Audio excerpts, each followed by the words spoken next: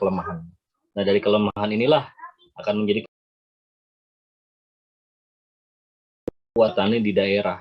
Nah, ini tentunya perlu saya sampaikan Bapak dan Ibu semua ya, sahabat PTBES. Jadi akan saya dengan PTBES ya itu adalah untuk mengedukasi seluruh mitra ya.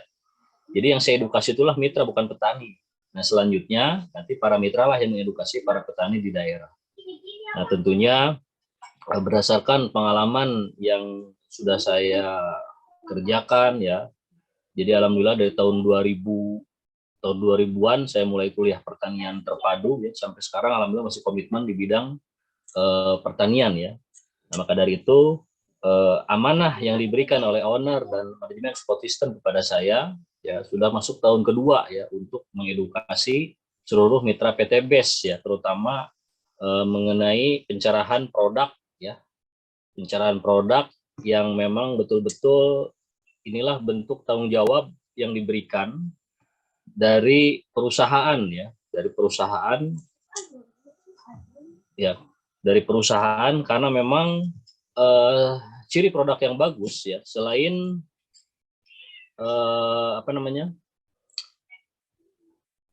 adanya repeat order, kemudian di situ adanya edukasi juga. Edukasi inilah yang sangat penting yang memang tidak dimiliki oleh perusahaan manapun ya, karena memang yang namanya edukasi di dalam mempromosikan suatu produk itulah kunci keberhasilan di dalam menyampaikan sebuah produk, atau produk pertanian.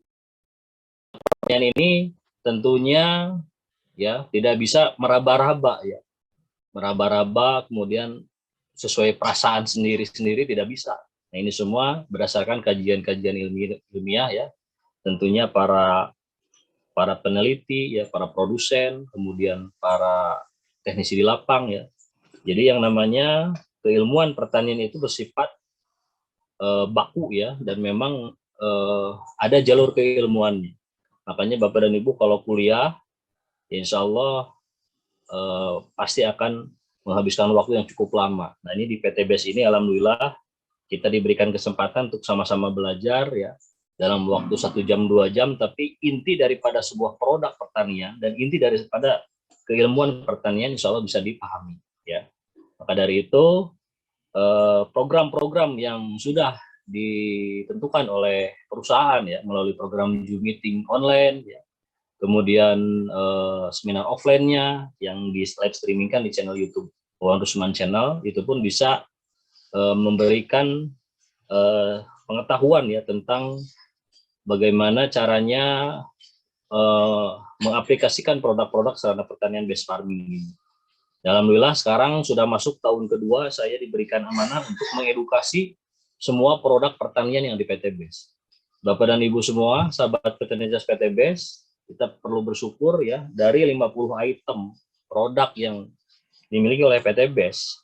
Nah, ini baru 3 saja yang izinnya sudah izin edarnya baru keluar. Yang pertama Ecofarming Original, Piloserolis, dan fotosintesa.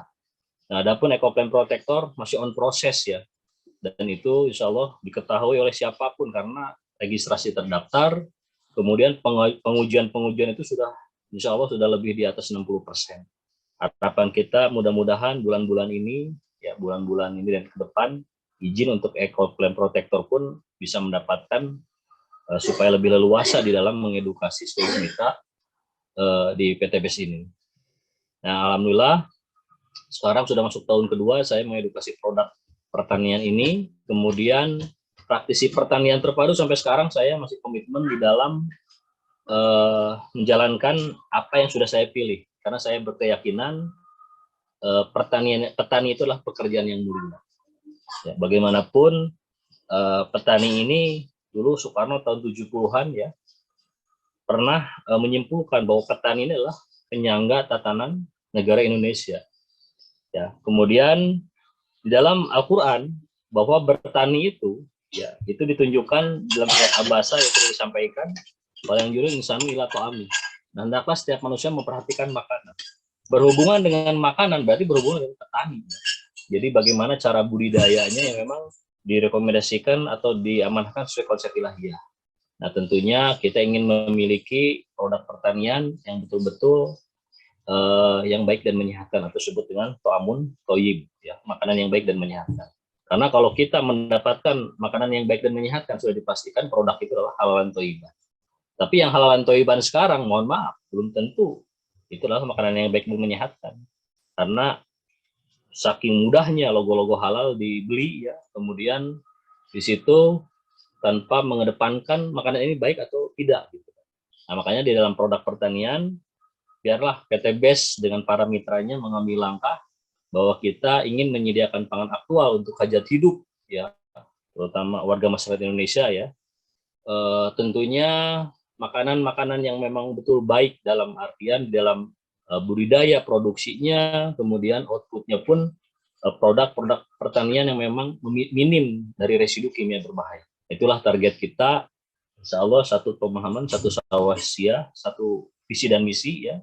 Jadi apa yang kita kerjakan sekarang, Bapak dan Ibu yang sudah memantapkan diri bergabung di PT BES untuk mempromosikan produk pertanian PT BES ini, insya Allah di dalamnya ada keberkahan, karena di sini banyak nilai-nilai ibadahnya untuk mengedukasi para petani-petani di daerah. Karena kalau berbicara masalah konsep, ya, pertanian secara keseluruhan, terutama di dalam menjalankan pembangunan pertanian berkelanjutan di Indonesia ini, ya tentunya syaratnya adalah kita harus mampu menekan dan mengarahkan kepada petani untuk meminimalisir input pengeluaran berupa pembelian pestisida kimia sintetis dan pupuk kimia anorganik. Barulah di situ asosiasi manapun, perusahaan manapun bisa menjalankan pergerakan pembangunan pertanian berkelanjutan Indonesia. Nah, disadari ataupun tidak, alhamdulillah ini sudah berjalan 2 tahun PT BES menggerakkan pembangunan pertanian berkelanjutan di Indonesia ini. Ya, tentunya dengan dukungan para mitra juga, ya, kemudian tim konsultan base farming, owner dan produsen, ya, tentunya bisa dilihat di sini, ya, kebersamaan antara owner, ya, Pak Haji Febrian Agung, kemudian di situ ada Pak Paraden juga, ya, sebagai formulator dan produsen daripada produk base farming, terutama PSR dan fotosintesa, ya. Karena SOP ini di sarana pertanian PT BES ini ada 2, ya, SOP pertanian, ya. Yang pertama adalah SOP Eco Farming original yang berdiri sendiri, ya, tidak boleh ada campuran produk-produk PT BES yang lain, dan ada SOP Base Farming. Nah, yang kita bahas pada kesempatan malam hari ini adalah SOP Base Farming itu apa, ya. Jadi Bapak dan Ibu, kesimpulannya Base Farming itu semua produk yang dimiliki oleh PT BES yang kita gunakan dalam setiap komoditas. Ya, alhamdulillah di berbagai demplot, baik di pisang Cavendish, di jeruk manis Batu Malang, ya, kemudian bunga matahari, ya, sarana base farming ini alhamdulillah sudah tidak lagi kita sudah tidak lagi membutuhkan yang namanya pupuk kimia sintetis dan pestisida kimia anorganik. Ini alhamdulillah kebersamaan kita, ya, ini generasi tahun 80-an. Jadi yang paling tua ini yang berbaju hitam. Yang lainnya ada yang kelahiran 84, 87, ya. Nah, itulah kebersamaan kita ketika akad tahun kedua saya mengedukasi produk pertanian di PT BES. Nah, kemudian berbicara masalah sustainable agriculture development, insya Allah PT BES sampai kapanpun terus akan menggerakkan, ya, pembangunan pertanian berkelanjutan Indonesia, yaitu tadi dengan konsep LEISA, Low External Input Sustainable Agriculture Development. Jadi kalau berbicara masalah sustainable agriculture development, maka tidak akan lepas dari konsep LEISA, Low External Input. Nah, jadi inti daripada pembangunan pertanian berkelanjutan ini supaya mengundang keberkahan, kita dan para petani harus betul-betul meminimalisir input pengeluaran, ya, berupa pembelian pestisida kimia sintetis dan pupuk kimia anorganik. Karena produk itulah yang menyebabkan potret pertanian di Indonesia sampai kapanpun tidak akan untung. Tidak untung sampai kapanpun, apa yang dikerjakan hanya gugur kewajiban dan akhirnya membuang-buang biaya saja. Nah, dengan konsep pertanian berkelanjutan, ya, artinya kita meminimalisir input pembelian racun-racun berbahaya untuk kesehatan tubuh manusia yang menjadi residu di dalam biji, belir, umbi, dan buah hasil daripada produktivitas budidaya pertanian, ya. Nah, maka dari itu kita pun meminimalisir juga, ya, dampak kerusakan yang ditimbulkan dari penggunaan bahan-bahan racun berbahaya tadi, ya. Maka insya Allah dengan konsep pembangunan berkelanjutan Indonesia ini, maka para petani insya Allah akan mengundang keberkahan. di dalam aktivitas pertaniannya. Karena tadi sudah dipastikan bahwa bertani itu adalah pekerjaan yang mulia, kemudian kita arahkan dengan pertanian yang betul-betul sehat dan ramah lingkungan. Nah, kemudian di situ insya Allah akan mengundang keberkahan. Karena kalau dalam kita mencari keberkahan, maka di dalamnya pun ada keuntungan. Tapi kalau kita hanya sebatas mencari keuntungan material, belum tentu di situ ada keberkahan. Nah, itulah konsep pembangunan pertanian berkelanjutan Indonesia yang sering kita sebut dengan Sustainable Agriculture Development. Nah, itu yang sering kita gerakan, ya, gaungkan. Karena memang itulah pilihan pertanian masa kini. Karena kalau pertanian di negara berkembang dan pertanian negara maju itu berbeda. Di kita ini masih hanya sebatas meraba di pertanian better farming, ya, bahwa pertanian yang baik itu harus seperti apa. Nah, kalau negara-negara maju sudah berorientasi berapa dolarkah yang bisa menghasilkan dalam luasan 1 meter persegi. Nah, makanya berbeda, ya. Nah, kalau di kita masih ribut urusan pupuk subsidi dan tidak subsidi, ya, urea yang langka dan urea yang tidak langka. Nah, itulah potret pertanian di Indonesia yang masih membahas masalah itu. Makanya di Indonesia ini masih mengarah pada istilah better farming atau apa namanya, pertanian yang baik itu seperti apa. Nah, kalau negara-negara maju tadi sudah dihitung, ya, per meter persegi itu bisa mendapatkan berapa, ya, berapa dolar, berapa puluh atau ratus dolar dalam luasan 1 meter. Nah, itulah bedanya, ya, konsep yang paling utama, ya, dengan konsep pembangunan pertanian di Indonesia ini, yang mudah-mudahan kita pun akan sama-sama mencari keberkahan di dalam budidaya pertanian, tentunya dalam tugas menyediakan pangan aktual untuk kebutuhan hajat hidup, ya, warga masyarakat Indonesia. Nah, kemudian apa namanya, faktor-faktor yang mempunyai peningkatan kualitas hasil pun ini sering saya gaungkan, ya. 13 parameter inilah faktor penentu keberhasilan dalam budidaya pertanian. Ya, mulai dari pengadaan benih dan bibit unggul, kemudian ketersediaan bahan organik di lahan, sinar matahari, teknologi mikroba, pH tanah itu betul harus ideal, berikut juga pH air yang digunakan di dalam volume semprot di dalam tangki, ya, itu hampir sama, nilainya 6-7. Kemudian salinitas, kadar garam, ketersediaan air, relative humidity, NPK berimbang, hara makro sekunder, hara mikro, dan ZPT, jarak tanam ideal, penilaian hama dan penyakit tanaman, penilaian gulma, penilaian pasca panen, dan yang ke-14 adalah faktor kesolehan para petani. Jadi petani pun dituntut harus soleh, ya. Soleh dalam artian, ya, tadi paling tidak mengambil uang yang berbau riba di dalam melaksanakan aktivitas pertanian. Karena bagaimanapun bagi yang sudah terjerumus ke dalam lembah riba, nah, di situ ingin bangkit dan ingin berhijrah, makanya tepat bergabung dengan para mitra yang memang sudah tersungkur gara-gara riba. Karena memang riba ini hanya bapak dan ibu lah, atau hanya sahabat tetes lah yang bisa merasakan dan memberhentikan bahwa riba itu adalah dosa besar. Selain predikatnya mendapatkan dosa besar karena memang mengundi riba, juga di situ tidak akan ada ketenangan. Bahkan ketanamannya pun kalau kita masih menggunakan uang-uang yang berbau riba tadi, itu tidak akan berkah, tidak akan adem ketanamannya. Nah, maka di sini yang paling utama adalah 13 parameter plus yang satu tadi adalah faktor kesolehan para petani. Nah, kita pun harus bisa memberikan solusi juga, ya, kepada para petani. Nah, kemudian untuk meningkatkan kemampuan juga, ya, di bidang apa namanya, kemampuan, ya, di bidang pertanian terpadu, insya Allah, ya, yang ada di Jabodetabek, kemudian Jawa Barat Raya, insya Allah pertanggal 16 Oktober pun kita akan mengadakan lagi training, ya. Nah, ini training materi utamanya adalah tetap masih di seputar prospek menguntungkan agrobisnis budidaya durian eksotis, ya, musangking dan blackthorn. Blackthorn ini durian paling termahal untuk saat ini, ya, karena daging plus kulit itu sampai 600.000. Kalau musangking masih di 458 ribuan, ya, per kilogramnya.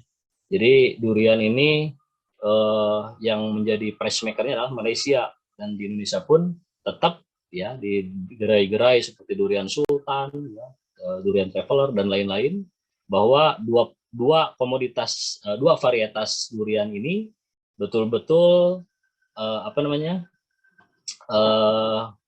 memiliki prospek menguntungkan dalam budidaya agrobisnis, ya. Dan insya Allah nanti akan kita pandu bagaimana caranya budidaya durian musangking untuk blackthorn atau duri hitam ini atau OC ya, dengan musangking di hutan musangking kita praktek. Kemudian menggunakan sarana base farming. Kemudian kita pun akan membuka mindset wawasan cara mudah budidaya panen dan pasca panen bunga matahari ya, produksi minyak sunflower seed oil skala menengah dan luas menggunakan sarana pertanian base farming. Nah ini dua komoditas ini insya Allah akan kita adakan training lagi. Nah, Bapak dan Ibu yang berada di daerah silakan koordinasikan dengan para leader Luxury ya. Misalkan tadi sudah ada yang meminta di daerah Sumatera Utara mau mengadakan training pertanian terpadu, tapi saya mintanya jangan di hotel, jadi di farm ya, di farm usaha pertanian seperti di kebun durian ya, ataupun di tempat-tempat terbuka ya. Karena memang nanti temanya 70% praktek dan 30% teori saja. Jadi kita langsung praktek. Nah ini pun sama insya Allah kalau ada kesempatan waktu nanti ada praktek bagaimana cara membuat minyak sunflower seed oil tadi atau minyak bunga matahari dengan alat sederhana ya, yang kapasitasnya 1 jam bisa 3 liter ya. Kemudian nanti ada kapasitas yang besar lagi dan besar lagi. Nah, ini pun kalau dari segi kesepakatan dengan off-taker ya, antara tim base farming dengan off-taker sudah ada kesepakatan ya. Jadi nanti pengadaan benih, kemudian panen pasca panennya nanti akan ditampung dalam jumlah besar. Nah, sambil kita membuat kesepakatan dengan off-taker, terutama nanti mitra yang merekomendasikan kepada para petani, itu pun saya sedang memperjuangkan ada selisih dari pengadaan benih, ya, terutama yang disisihkan untuk para mitra yang merekomendasikan kepada para petani, ya. Karena nanti budidaya bunga matahari ini nanti akan mendapatkan keuntungan untuk para mitra.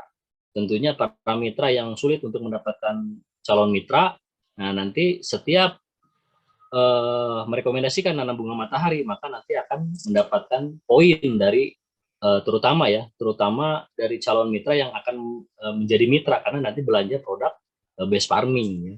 Nah, itu keunggulannya, keuntungannya dalam merekomendasikan bunga matahari ini. Kemudian yang kedua, bunga matahari ini pun nanti dari tim base farming dan off-taker menyediakan juga selisih ya, selisih setiap kan kebutuhannya kan sekitar 66.000 ya, 66.000 titik bibit ya, bibit yang dibutuhkan itu setara dengan 3 kilo. Nah dari 3 kilo itu nanti dari tim base farming dan off-taker pun akan memberikan selisih untuk para mitra yang merekomendasikan kepada para petani. Nah, itu keuntungan juga ya. Nah, kemudian nanti panen pasca panennya bisa diambil atau dibeli lagi oleh off-taker dalam jumlah besar. Karena kebutuhan perusahaan off-taker ini ya, untuk Afrika Selatan saja membutuhkan 1 juta liter ya per bulan untuk komoditas minyak bunga matahari ini sebagai minyak nabati. Jadi di Eropa itu yang digunakan tuh minyak nabati ya. CPO itu malah diarahkan untuk biodiesel malah. Nah ini gambaran ya bahwa kalau kita mau membudidayakan bunga matahari ini, katakanlah di 66.000 titik ini bisa mendapatkan di 7 ton, ya masih ada lebihnya untuk para petani ya. Karena memang pangsa pasar pengadaan minyak bunga matahari ini selama ini masih import ya, import dari negara-negara seperti Ukraina, itu negara ekspornya terbesar minyak bunga matahari. Nah kita ingin di Indonesia ini ingin memproduksi sendiri ya di lahan pribumi sendiri, kemudian diolah sendiri. Nah itu mudah-mudahan secepatnya nanti saya berikan kabar ya, minimal 1 hektar nanti ada MOU yang ditandatangani dengan off-taker ya, penerima daripada biji bunga matahari ini.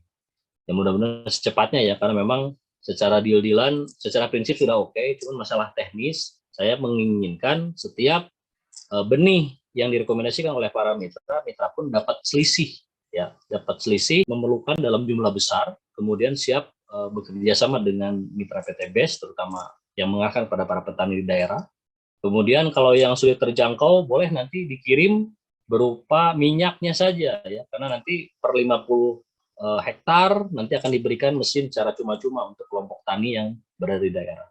Yang mudah-mudahan doakan saja secepatnya draft kerjasama ini disusun ya, saling menguntungkan, terutama off-taker, perusahaan off-taker ini membutuhkan dalam jumlah besar, kemudian para mitra pun bisa mendapatkan mitra ya, yang petani yang diarahkan untuk menanam bunga matahari ini, karena secara tidak langsung akan belanja produk PT BES di bawah mitra yang merekomendasikan.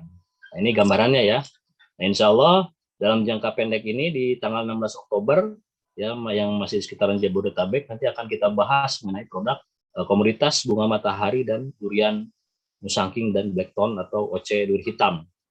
Nah, ini alhamdulillah ya, di sini dibatasi hanya 40 orang saja ya, maksimal 50 orang, tapi alhamdulillah setiap ada 50 seat, setiap ada training pertanian terpadu ini ya full terus ya, karena persiapan di 2 pekan mulai hari ini kita mulai buka untuk pengadaan training ini. Tetap yang digunakan adalah produk pertanian base farming ya. Mulai dari eco farming original kita pakai di pembenah lahannya, kemudian PSR dan fotosintesa, serta ecoplant protector. Nah, ini alhamdulillah sudah diujikan ternyata cukup ideal ya untuk pertumbuhan vegetatif dan generatif, terutama untuk komoditas dua komoditas ini ya, baik durian maupun di bunga matahari ya, terutama untuk produksi sunflower seed oil, produksi minyak. Nah, kemudian Bapak dan Ibu yang sedang mendampingi Demplot juga ya, yang sedang mendampingi Demplot, nah dari tim Base Farming pun menyediakan benih varietas unggul baru foundation seed di jenis CL. Ini jenis CL ini alhamdulillah memiliki keunggulan dan keuntungan, potensinya bisa di atas 10 ton. Jadi kalau dilihat dari bulir itu tidak banyak ya, maksimal itu 300 bulir per malai. Nah, tapi di sini anakannya bisa tembus di 50 anakan produktif. Makanya padi ini adalah padi yang berpotensi tinggi, bisa di atas 10 ton. Nah, ini tipenya seperti ini ya, jenis premium, kemudian umur 85 hari ya, rata-rata ya. 85 hari ini nanti bisa dalam 1 tahun itu bisa 3 kali penanaman. Apalagi yang lahannya lahan irigasi ya. Kemudian tingginya 85 cm, kemudian anakan 40-50, jumlah bulir pun tidak lebih ya, 280 ya. Ada pun juga yang tembus di 300 per malai ada ya. Potensi 9-12 ton, ya kita bisa sebut di atas 10 ton. Bentuk gabah premium, nah disebut premium itu karena setiap 1000 bulir itu bobotnya 28-30 gram. Nah, itu masuk kategori gabah premium ya. Kemudian warna gabah kuning keemasan, kemudian rasa nasi pulen ya, rasa berasnya tidak enak ya, karena memang masih mentah. Kemudian bentuk daun setengah sudung, kemudian perawatan sangat mudah, ketahanan terhadap penyakit blast, neck blast terutama ya, cekek leher, dia toleran jadi lebih kuat ya, kemudian tahan rebah, tumbuh normal, dataran tinggi. Nah, ini adalah varietas unggul baru FSCL ini yang sudah saya distribusikan lebih dari 3 kintal ya, sudah tersebar ke seluruh Indonesia. Jadi alhamdulillah benih ini bisa ditanam lagi oleh para mitra 2 kali lagi, karena ini setara dengan foundation seed ya, atau benih dasar yang berlabel warna putih. Kemudian kalau ditanam lagi nanti berupa stock seed yang berlabel warna ungu, dan ditanam lagi nanti terakhir extension seed yang berlabel warna biru ya. Nah, ini alhamdulillah benih ini minimal order 1 kilo saya masukkan ke dalam grup pendampingan pembinaan, dari mulai treatment penanaman benih sampai pasca panen kita dampingi terus, dan nanti akan diskusi dengan para mitra yang memang betul-betul menginginkan ya, atau yang sudah order juga minimal 1 kilo tadi, untuk berdiskusi ya seperti apa, dan kita berlomba nanti untuk mendapatkan hasil dari panen yang bisa tembus di atas 10 ton. Ini alhamdulillah ya sudah didistribusikan. Nah, kemudian masuk ke materi inti ya, bahwa di alam semesta ini ya, jadi Allah sudah menciptakan yang namanya tumbuhan yang memiliki zat hijau daun, itu memiliki tugas, yaitu tugasnya adalah untuk memproduksi atau menyimpan cadangan makanan di biji bilur umbi dan buah untuk kehidupan manusia dan hewan. Kemudian dari hasil fotosintesis ini nanti pun akan menghasilkan oksigen dan uap air yang dikembalikan kepada atmosfer ya. Inilah proses fotosintesis. Foto adalah cahaya, sintesis adalah pembuatan. Jadi setiap tanaman yang memiliki zat hijau daun maka akan ditugaskan ya oleh Allah untuk melaksanakan proses fotosintesis. di mana proses fotosintesis ini adalah untuk kelangsungan hidup ya makhluk Allah yang lain seperti manusia dan hewan atau binatang. Jadi tanpa adanya tumbuhan sudah dipastikan tidak akan ada air dan tidak akan ada yang namanya oksigen dan tidak akan lagi apa yang disebut dengan makanan. Karena dalam proses fotosintesis ini yang paling utama adalah apa yang dimakan oleh bapak dan ibu, ya, baik berupa sayuran, buah-buahan, dan lain-lain, itu adalah hasil daripada proses fotosintesis. Nah, ada istilah fotosintesis, ada produk fotosintesa. Meskipun maknanya sama, tapi kita analogikan fotosintesis adalah proses pembentukan cadangan makanan, ya, memerlukan bantuan cahaya sinar matahari, kemudian akan disimpan di biji bumi dan buah. Nah, kalau fotosintesis adalah produk sarana pertanian PTB. Dan perlu saya sampaikan, bahwa sarana pertanian di PTBS ini memiliki dua SOP. Yang pertama SOP eco-farming original yang berdiri sendiri, dan yang kedua adalah SOP base farming. Nah, berbicara masalah SOP base farming, pasti akan didominasi oleh produk fotosintesa dan agen hayati Ecoplant Protector. Kemudian PSR untuk membantu ketersediaan kebutuhan nitrogen, fosfor, dan kalium, NPK ya. Nah, ini adalah suatu proses fotosintesis ini bahwa setiap tumbuhan itu akan mengalami proses, terutama yang mengejat hijau daun, di dalam klorofil ini akan melangsungkan proses fotosintesis.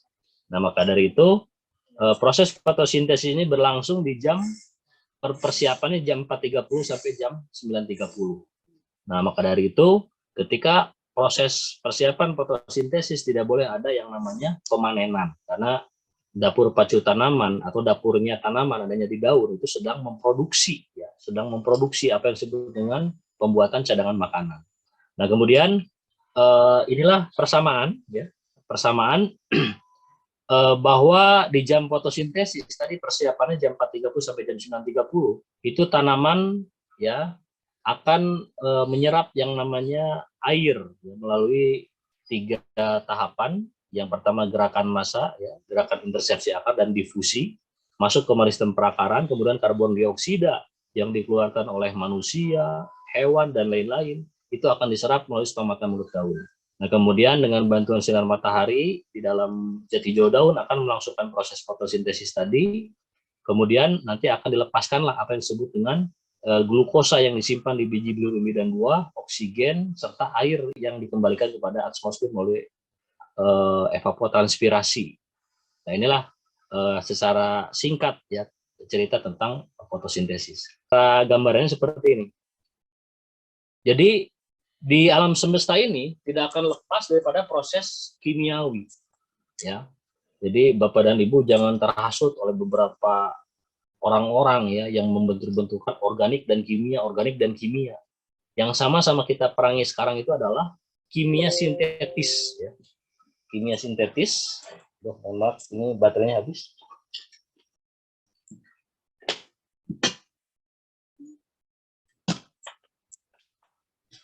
Ya, lanjut lagi. Yang sama-sama kita perangi adalah kimia sintetis ya.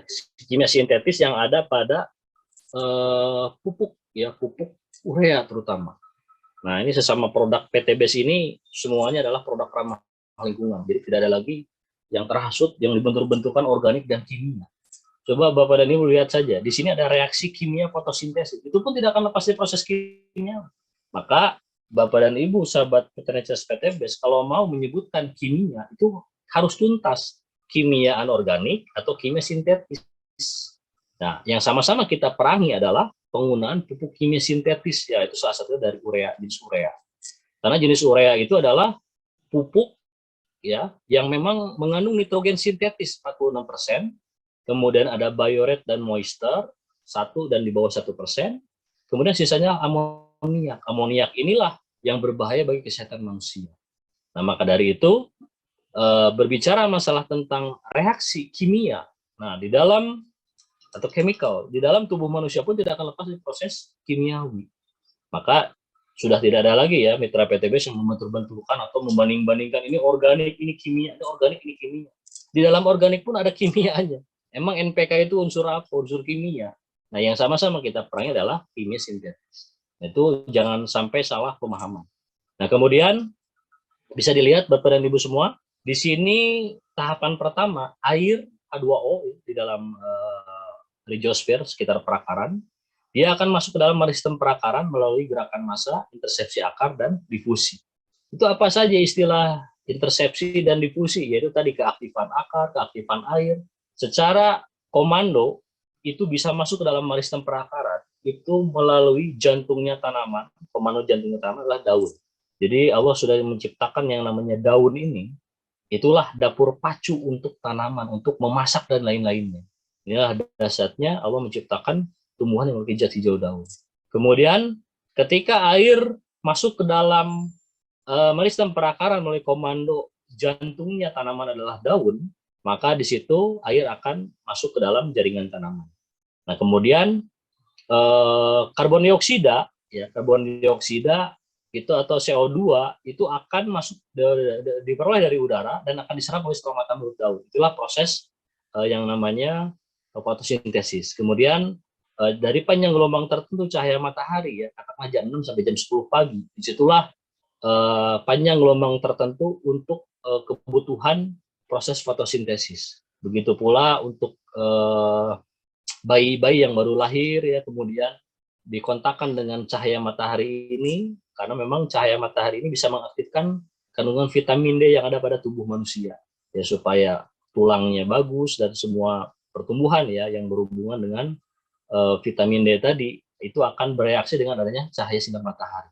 Makanya kenapa bayi yang baru lahir beberapa hari kemudian dijemur di jam fotosintesis, karena memang ada panjang gelombang tertentu yang dibutuhkan untuk tanaman maupun untuk manusia.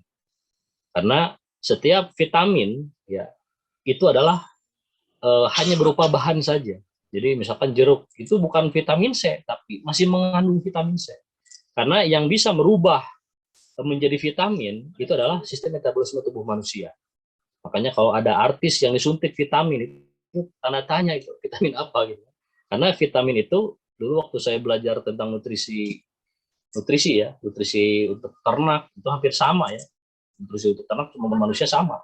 Apa itu yang namanya protein, asam amino, kemudian apa yang disebut dengan tadi, ya, vitamin, ya. Vitamin itu masih berupa bahan yang ada di luar tubuh manusia, itu masih berupa bahan. Makanya jeruk itu masih mengandung vitamin C, belum menjadi vitamin C. Karena yang bisa merubah vitamin C adalah tubuh manusia. Begitu pula vitamin D tadi. Dan itu akan bereaksi dengan cahaya matahari panjang gelombang tertentu untuk menjadi vitamin D di dalam tubuh manusia. Itulah pentingnya cahaya panjang gelombang tertentu kebutuhan proses fotosintesis. Nah, ketika itu dari jam 6 atau jam 4.30 sampai jam 9 atau jam 10 pagi, disitulah stomata akan terbuka. Nah, disitulah waktu terbaik untuk kita mengadakan pemupukan, yang tidak boleh adanya pemanenan, karena tanaman sedang bereproduksi, ya, sedang mempersiapkan proses untuk memproduksi cadangan makanan.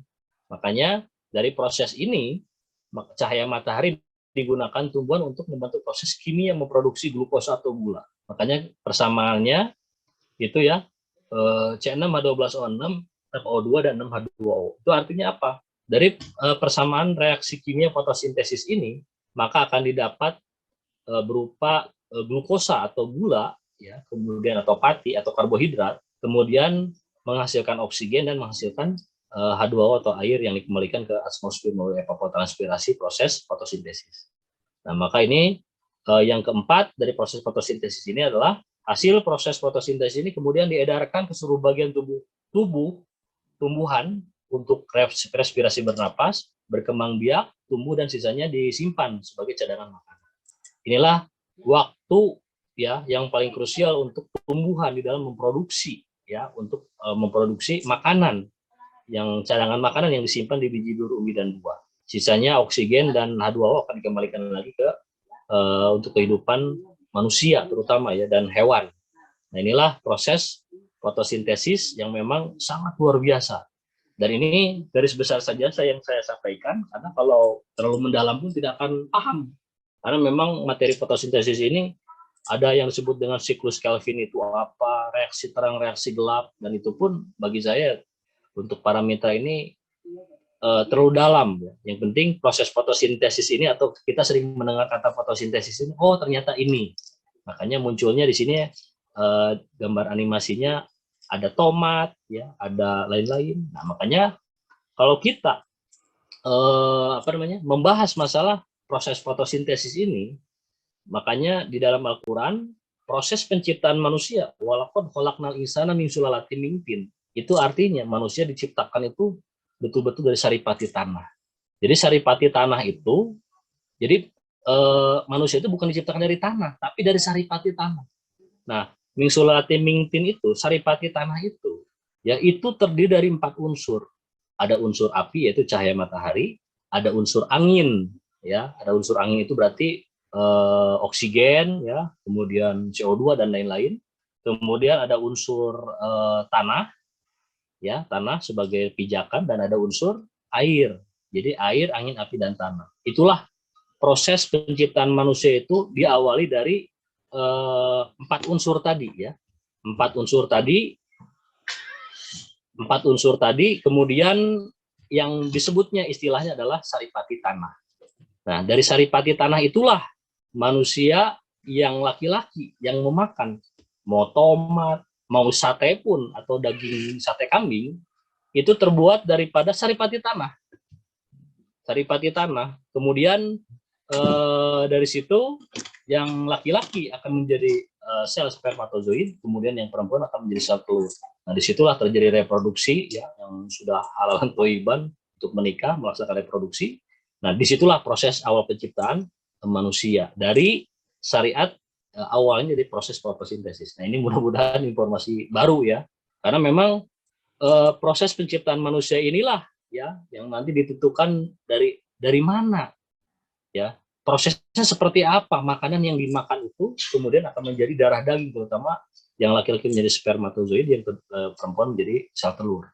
Nah, maka kita harus menyediakan untuk generasi masa depan itu adalah makanan-makanan yang baik dan merekomendasikan atau yang diamanahkan melalui konsep ilahiyah.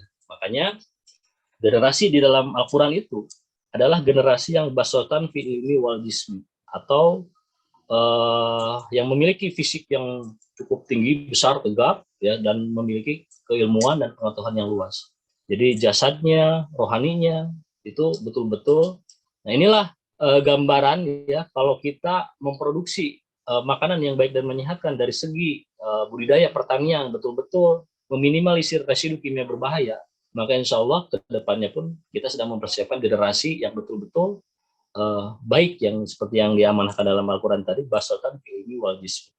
Jadi generasi yang bertubuh kuat, ya, bukan generasi mecin, kemudian di situ memiliki pengetahuan yang luas, ya, dan jasad dan ruhaniah yang memang betul-betul apa yang diinginkan oleh konsep ilahiyah itu betul-betul terjadi. Maka di dalam pertanian pun di sini ada visi dan misi mulia juga. Nah, maka inilah gambaran tentang proses fotosintesis. Ya, panjang kalau diceritakan. Nah, kemudian yang paling utama, nah, karena memang berbicara masalah tentang sarana base farming, ya, maka produk yang tidak akan lepas diceritakan adalah produk fotosintesa. Nah, apa hubungannya fotosintesa dengan fotosintesis? Nah, fotosintesa dan fotosintesis ini hampir sama, ya, secara makna sama, cuman kita bedakan karena fotosintesa adalah produk pertanian yang dimiliki oleh PT BES. Fotosintesis adalah proses pembentukan cadangan makanan yang disimpan di biji bumi dan buah melalui bantuan sinar matahari. Nah, produk ini adalah untuk meningkatkan kualitas fotosintesis pada setiap tanaman atau tumbuhan supaya 3-5 kali jauh lebih cepat. Nah, hubungannya nanti akan meningkat produktivitas hasil pertanian itu sendiri. Ya, kemudian kalau kita bicarakan, ya, mengenai produk fotosintesa ini, ya, nah ini biasanya kalau para petani melihat bisa dan tidaknya produk ini diaplikasikan pada komoditas tertentu, dan dilihat gambar dulu, ya. Nah, itu pun kita sebagai mitra harus bisa memberikan arahan, ya. Ini hanya gambar saja. Ada bawang daun, ya, kemudian ada kubis ungu, ada brokoli, ya, kemudian padi, bawang putih, ya, bawang bombay, kelapa sawit. Nah, ini hanya gambaran saja. Jadi secara prinsip untuk komoditas tanaman pangan oke, palawija, hortikultura, perkebunan, kehutanan itu oke semua. Bisa diaplikasikan produk fotosintesa. Nah, karena memang produk ini dilengkapi, ya, sebelum masuk ke materi intinya. Nah, ini perlu saya sampaikan juga. Jadi produsen mengajukan produk fotosintesa ini masuk ke dalam kategori pupuk anorganik karena ada dua pilihan ya, pupuk yang ada di Kementan, lembaga yang berwenang untuk mengeluarkan izin edar itu ada dua. Yang pertama pendaftaran pupuk organik dan pupuk anorganik. Nah, masing-masing punya keunggulan. Nah, pupuk yang diajukan sebagai pupuk anorganik di sini sudah dipastikan tidak ditentukan tanggal expirednya. Yang kedua, dengan mengajukan izin anorganik, maka pupuk ini memiliki kandungan nitrogen, fosfor, dan kalium jauh lebih tinggi dibanding pupuk organik. Nah, ini adalah pilihan ya. Jadi ini produsen memilih izin anorganik ini tujuannya supaya kandungan NPK-nya, nitrogen, fosfor, dan kaliumnya tidak dibatasi oleh lembaga yang berwenang tadi, sehingga bisa mengklaim sudah tidak lagi membutuhkan pupuk kimia sintetis. Nah, nanti ada strateginya. Nah, yang jadi pertanyaan sekarang, apakah betul fotosintesa ini pupuk anorganik? Betul, izinnya pupuk anorganik. Nah, sekarang yang jadi pertanyaan, raw materialnya ini organik atau anorganik? Nah, ini perlu saya sampaikan. Raw materialnya, bahan baku dasarnya, itu adalah 100% organik. Nah, pertanyaannya lagi, apakah diizinkan setiap pupuk yang diajukan anorganik, kemudian bahannya organik 100%? Justru itu yang didukung oleh Kementan. Jadi ini hanya strategi dari produsen saja mengajukan izin anorganik. Nah, sekarang apa buktinya bahwa itu adalah pupuk organik 100%? Ya, alhamdulillah. Dulu ketika saya belum mengedukasi produk ini, Pak Raden Incar, beliau turun langsung di 100 titik di daerah-daerah. Setiap adakan seminar tentang fotosintesa, pasti beliau meminum larutan fotosintesa. Artinya apa? Artinya adalah bahwa produk ini adalah pupuk yang memang betul-betul bisa diminum. Meskipun peruntukannya bukan untuk manusia. Dan itu aman di dalam tubuh manusia. Karena bahan-bahannya adalah bahan-bahan organik. Nah, maka setelah Pak Raden pun konsen diproduksi, ya hanya beberapa saja yang memiliki kesempatan waktu ya ke berbagai daerah, karena beliau cukup sibuk. Kemudian saya melanjutkan tugas beliau, dan alhamdulillah saya setiap diadakan seminar, pasti saya pun minum. Dan alhamdulillah tidak ada masalah. Bahkan ini direkomendasikan bisa sebagai nutrisi untuk ternak ikan, ternak ruminansia, ikan dan tambak, tidak ada masalah. Nah, maka dari itu hanya izinnya saja yang diajukan sebagai izin anorganik. Nah, kemudian alhamdulillah ini semua ya ini senyawa ya, tidak ada kan ada residu yang macam-macam di dalam hasil daripada biji belurumi dan buah yang dibudidayakan oleh para petani. Karena hanya skup izin saja. Nah, kita kalau tidak mengikuti aturan ini nanti dipilih. Kalau izin organik sudah dipastikan kandungan NPK-nya di bawah 5%, seperti yang sudah-sudah. Nah, maka di sini dengan sarana base farming kita mengklaim sudah tidak lagi membutuhkan pupuk kimia sintetis lagi karena kandungan NPK-nya cukup tinggi ya. Kalau hasil kajian Pak Raden sendiri terakhir itu di 10 NPK-nya itu. Maka dari itu kita membutuhkan berapa saset untuk komoditas padi dan jagung atau tanaman hortikultura yang lainnya nanti akan dibahas. Nah, kemudian fotosintesa ini memiliki 36 ya, mengandung 36 unsur hara. Sebenarnya unsur hara itu ada 13 ya, cuman sisanya mineral. Ini jauh lebih lengkap ya untuk kebutuhan mikroorganisme dan lain-lain ya. Kemudian di dalamnya mampu menciptakan proses fotosintesis secara mandiri. Karena di dalamnya mengandung fotosintesa bakteri. Nah, fotosintesa bakteri ini apa? Nanti akan dibahas ya bagian fotosintesa bakteria. Kemudian di dalamnya pun ya dari fotosintesa bakteria ini pun bisa mengubah zat yang tidak dibutuhkan tanaman menjadi zat yang dibutuhkan tanaman, dilengkapi humic acid atau asam humat sebagai pemenah tanah, kemudian mengandung asam amino. Asam amino itu untuk recovery perbaikan sel tanaman yang rusak, dan fitohormon gibralin, auksin, sitokinin untuk merupakan hormon pemacu pertumbuhan. Nah, ini keunggulannya ya bahwa fotosintesa mengandung 3 unsur hara dan mineral, tingkat kelarutan dalam air itu 100% larut dalam air, ya, kemudian tidak perlu pupuk tambahan apapun, termasuk 25-50% dan lain-lainnya tidak usah, tidak perlu difermentasi, tidak perlu tambahan gula, air tebu dan lain-lain, mengandung humic acid dan mikroba pemenah tanah, dapat menaikkan pH 1-2 digit, ya. Ini yang masih 35 gram satu saset plus 60 liter air. Kalau yang 50 gram sekarang satu saset plus 80 liter air, 2 liter per pohon, per pangkal pohon ya, untuk menaikkan 1-2 digit nilai pH yang mau diaplikasikan PSR biasanya, supaya pH-nya itu ideal. Kemudian pelarutan fresh jauh lebih baik, tidak ada masa kadaluarsa. Nah ini untuk proses pelarutan di dalam produk fotosintesa itu tidak ada istilah pembiangan, yang ada adalah pelarutan. Jadi nanti ada rekomendasi cara pelarutannya itu ada yang 4-2-2-2-2, ada yang 4-4-4-4. Nah, jadi 4 saset untuk luasan 1 hektar. Nah, itu dikombinasi dengan 1 box EPP, Ecoplant Protector. Dan ini tidak ada masa kadaluarsa karena yang perizinannya diajukannya adalah izin anorganik. Jadi sudah tidak ada lagi yang terhasut ya oleh beberapa siapa saja yang di dalam maupun yang di luar yang membentuk-bentukan organik dan kimia.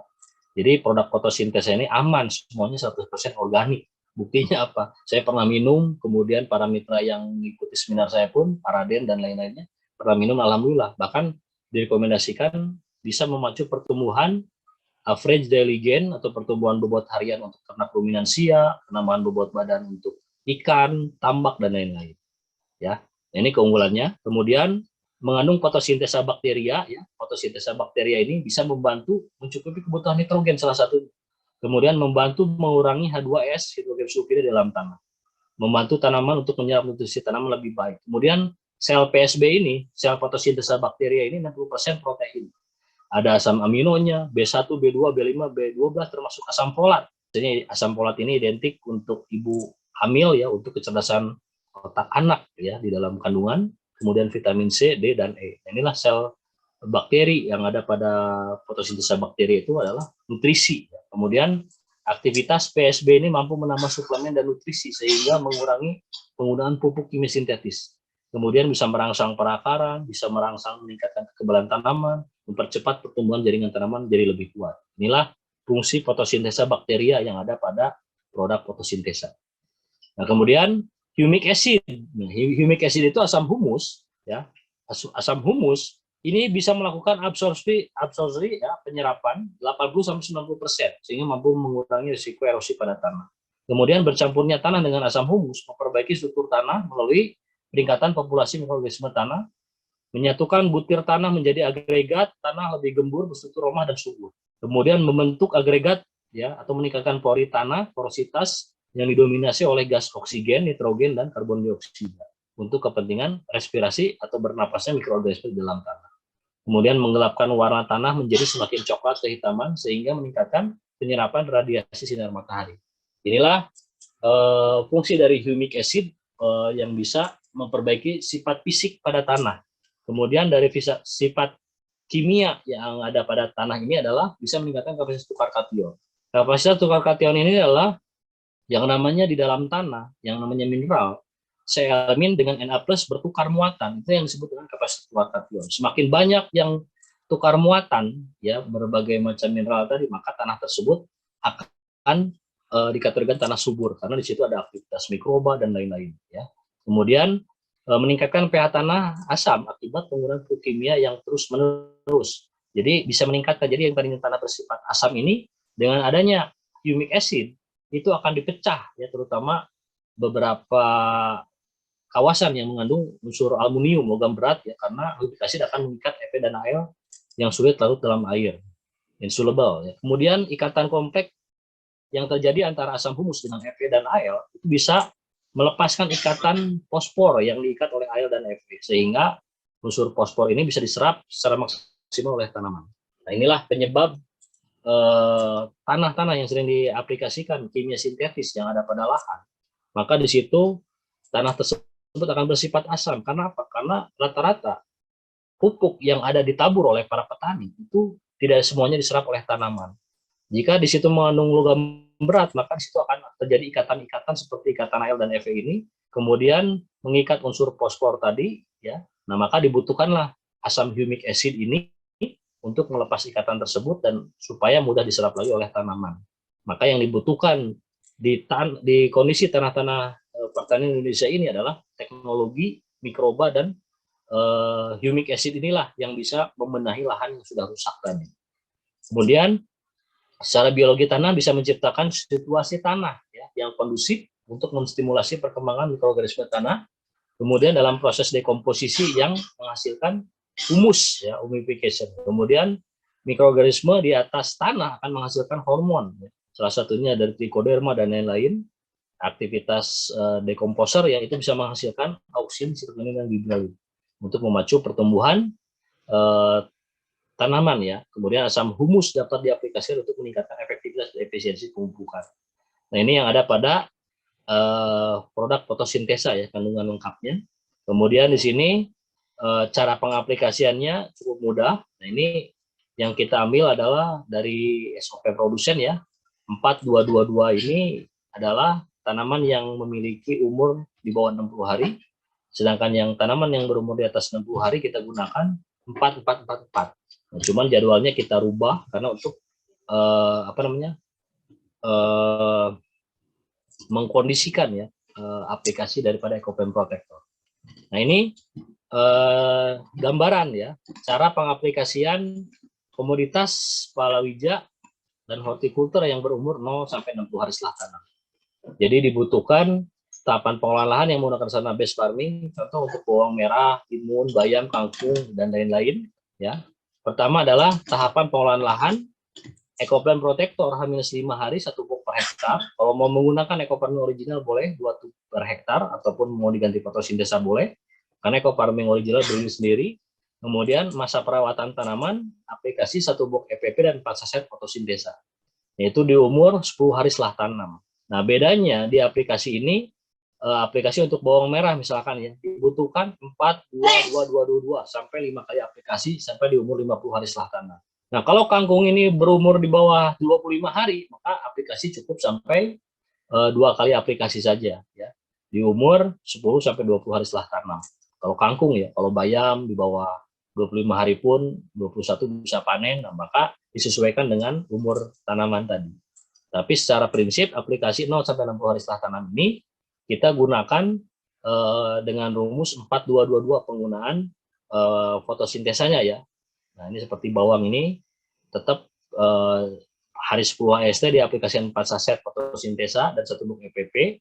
Caranya 1 box EPP dilarutkan dalam 1 liter air untuk 1 hektar ya. Kemudian 4 saset fotosintesa dilarutkan dalam 1 liter air. Nanti ambil 100 mili larutan EPP dan 100 mili larutan fotosintesa, dimasukkan dalam tangki 14 liter air, aplikasikan di jam fotosintesis. Nah, ini pun sama, 1 box EPP, maka 1 liter air, 2 saset fotosintesa masukkan dalam 1 liter air ya. Itulah yang disebut dengan larutan EPP dan larutan fotosintesa. Masing-masing diambil 100 mili dalam 14 liter air, aplikasikan untuk luasan lahan ya, lahan 1000 meter persegi. Nah, ini caranya seperti ini. Nah, kemudian untuk komoditas padi, jagung, cabai, tomat, kubis, dan lain-lain, ini semua disesuaikan dengan umur. Karena seperti cabai itu berumur di atas 110 hari ya, maka aplikasinya bisa 7 sampai 8 kali. Nah, ini kalau kita dilihat dari tahapan pengolahan lahan, contoh untuk padi ya, ini EPP Agen Hayati H-5 hari 1 box per hektar. Kalau mau menggunakan ekofarming original boleh 2 tub per hektar sebagai pengolahan. Kemudian masa perawatan tanaman di aplikasikan ya pada daun itu 1 box EPP dan 4 saset fotosintesa. Itu per 15 hari sekali. Makanya rumusnya 10, 25, 40, dan 55. Nah, kalau misalkan tanaman cabai ini berumur panjang di atas 110 hari, maka ada tambahan pemupukan 10, 25, 40, 55, 70, 95, 110, dan 125. Nah, itu aplikasi untuk komunitas cabai ya yang berumur panjang. Nah, kemudian kalau kita gunakan ini contohnya untuk komoditas padi ya, maka ini dibutuhkan di dalam luasan 1 hektar itu ekofarming 2 tub, Ekoplan Protector 5 box, dan fotosintesa 16 saset. Jadi ekofarming ini diarahkan untuk pemenahan lahan saja. Itu pun bisa diganti dengan fotosintesa. Nah, kemudian kalau dihitung untuk komoditas padi ini dibutuhkan 23 produk value. Nah, yang satu produknya itu adalah PSR. Jadi PSR ini bisa digunakan untuk aplikasi ke tanaman padi ya, yaitu dengan cara 1 saset PSR diencerkan dalam 28 liter air atau 2 tangki 14 liter. Ya, itu cukup ideal diaplikasikan ke daun jam fotosintesis yang masuk ke stomata mulut daun, kemudian yang jatuh ke media perakaran itu pun akan diserap oleh stomata mulut daun, dan hasilnya pun alhamdulillah ya cukup ideal untuk memenuhi kebutuhan nitrogen, fosfor, dan kalium. Nah, maka di sini Bapak dan Ibu perlu saya sampaikan ya, PSR itu selain bisa digunakan untuk kelapa sawit dan tanaman keras dan berbuah tahunan, perennial crop berbuah tahunan, itu pun bisa digunakan untuk tanaman pangan, palawija, dan hortikultura. Dan itu bisa diaplikasikan sebagai pengganti NPK anorganik. Nah, contoh, ini aplikasi PSR ini bisa diaplikasikan di hari ke-7 dan 33 HST. Maka dibutuhkan cuma satu box saja. Maka total kebutuhan untuk luasan 1 hektar itu dibutuhkan 24 product value atau 2 paket saja. Nah, satu paket pertama yang belum mitra, maka didaftarkan 2,1, yang paket kedua repeat order 1,5, maka 3,6 juta saja yang dibutuhkan untuk komoditas padi, sangat murah. Kemudian kalau yang sudah jadi mitra, maka cuma 3 juta saja, karena berani repeat order 1,5 juta, 2 paket ya. Jadi eco farming atau fotosintesa 2 tuh boleh, EcoPlant Protector 5 box untuk ketanamannya, 16 aset fotosintesa, dan 1 box Pilosolis diaplikasikan ke daun. Nah, ini dasarnya PSR ini. Jadi Bapak dan Ibu kalau melihat tadi ada gambar bunga matahari, ya itu diaplikasikan fotosintesa ya. Diaplikasikan Pilosolis ke daun. Itu caranya tadi kalau diaplikasikan ke daun, 1 saset di dalam 28 liter air. Jangan terlalu pekat. Nah, kalau untuk dikocor itu 1 saset untuk 20 liter air, beda lagi. Nah, kalau diaplikasikan ke daun, 1 saset untuk 28 liter air. Alhamdulillah saya uji coba juga ke cabai, ya hijaunya cukup kasihkan dengan eco farming, fotosintesa, dan FPP ya. Karena SOP based farming ini yang didominasi adalah FPP dan fotosintesa. Nah, kemudian aplikasi PSR pun ini bisa digunakan untuk komoditas tanaman seperti singkong, pepaya California, pisang Cavendish ya. Kemudian apalagi tadi porang ya. Nah, itu bisa diaplikasikan, tebu juga di tanaman komunitas perkebunan. Itu bisa diaplikasikan aplikasi EPP dan fotosintesa yang kita gunakan adalah SOP based farming, itu tetap aplikasi EPP dan fotosintesa yang mendominasi. Jadi kalau untuk pepaya ya itu bisa diaplikasikan sampai 8 kali aplikasi atau 4 bulan ke depan. Nah, maka 1 box EPP dan fotosintesa adalah kunci daripada keberhasilan dalam budidaya yang menggunakan SOP based farming, termasuk tomat, cabai, kubis, dan lain-lain. Nah, kemudian karena di sini dibatasi hanya 4 aplikasi, maka harus ada tambahnya tadi ya, untuk komoditas pisang Cavendish, porang, pepaya California, ya, singkong, dan lain-lain. Berarti 10, 25, 40, 55, 70, ya 70, kemudian 95, 110, dan 125. Jadi 8 kali aplikasi kalau yang memiliki umur yang di atas 8 bulanan ya. Nah, begitu pula untuk tebu, kalau tebu maksimal di 6 kali aplikasi. Karena apa? Karena memang petani sudah tidak bisa lagi masuk ya setelah 3 bulan karena memang daun sudah kemana-mana. Nah, di situ imbangi dengan penggunaan PSR baik di kocor maupun di aplikasi ke daun. Nah, ini luar biasa ya. Jadi dengan SOP based farming ini, alhamdulillah kita tidak lagi membutuhkan pupuk kimia sintetis dan pestisida kimia anorganik. Maka disinilah pembangunan pertanian berkelanjutan Indonesia akan terus bergerak, ya karena memang syaratnya tadi 2 variabel tersebut tidak kita gunakan lagi. Baik Bapak dan Ibu, itu saja yang bisa saya sampaikan ya. Kemudian ini gambaran aplikasi ya untuk durian, manggis, rambutan, mangga, aprikot, dan lain-lain. Nah, ini semuanya sudah ada di buku Farming Guidebook ya. Jadi persiapan land clearing itu seperti apa, pembersihan lahannya, kemudian pengajiran, pemasangan patok untuk lubang tanam dengan jarak tanam disesuaikan itu seperti apa. Kemudian pembuatan lubang tanam dengan dimensi 0,6 kali 0,6 kali 1 meter. Nah, ini untuk silinder ya, untuk komoditas durian musangking. Kemudian pembuatan media tanam 30% kokopit, 30% pupuk kandang, 30% tanah topsoil, kemudian 10% tanah subsoil, dan diaplikasikan produk-produk sustainable based farming. Ini pun berlaku untuk komoditas tanaman yang memerlukan lubang tanam. Ya, jadi tetap di sini ada aplikasi SOP based farming ya, bisa digunakan EcoPlant Protector maupun Eco Farming original yang diaplikasikan khusus ke tanah saja kalau di SOP based farming. Nah, inilah gambaran ya materi tentang sarana based farming ya. Dan alhamdulillah hari demi hari saya pun dari tim terus mengobservasi produk ini ya. Dan alhamdulillah untuk tanaman-tanaman keras yang berumur katakanlah durian di bawah 2 tahun 3 tahun itu jauh lebih efektif jika dikocor dengan PSR. Meskipun namanya fast release, itu 1 bulan sekali, itu respon sproutnya terhadap pucuk itu jauh lebih cepat. Nah, itulah dasarnya produk PSR ya. Jadi peruntukan PSR ini untuk komoditas tanaman berbuah tahunan ya, ataupun kelapa sawit, terutama kelapa sawit, karena memang tidak semua perkebunan di Indonesia ini bisa mendapatkan air. Maka disitulah diperlukan teknologi tepat guna diadakannya PSR, jadi produksinya PSR. Tapi kalau untuk tanaman-tanaman tadi ya, seperti durian yang berumur di bawah 3 tahun, itu disiram jauh lebih cepat. Itu intervalnya sebulan sekali, dan itu jauh lebih mantap ya hasilnya. Itu yang saya rekomendasikan dan saya simpulkan ya. Adapun kalau musim hujan dipendam pun tidak masalah. Cuman yaitu tadi ya, antara slow release dengan fast release, tetap kalau saya lebih mengarah kepada seperti tanaman tabu lampot ya, itu disiram dengan menggunakan PSR ya, dikocor ya, 1 saset dalam 20 liter air. Nah, itu bisa disiramkan ya 2 atau 3 liter per polybag, itu jauh lebih efektif ya. Nah, maka yang namanya SOP based farming ini harus betul-betul dipahami ya. Jadi hanya 3 SOP saja, hanya 3 cara SOP based farming ini ya. Yang pertama ini yang SOP untuk komoditas 0 sampai 60 hari, nah, tentukan saja apa yang masuk ke dalam 0 sampai 60 hari setelah tanam. Salah satunya bawang merah, timun, bayam, kangkung, dan lain-lain. Kemudian ada yang masuk ke 60 sampai 110 hari. Nah, ini yang sering kita gunakan untuk semua aplikasi ya, itu rata-rata 1 box plus 4 saset fotosintesa. Ini harus hafal. Nah, itu rata-rata 2 pekan sekali diaplikasikan, termasuk untuk pepaya California pun sama ya. Jadi bisa diaplikasikan cara seperti ini, bahkan sampai 8 kali aplikasi ya, selama 4 bulan setelah penanaman untuk pepaya California. Kemudian untuk pisang Cavendish pun pakai ini sama. Kemudian PSR-nya membantu untuk kebutuhan nitrogen, fosfor, dan kalium secara ideal.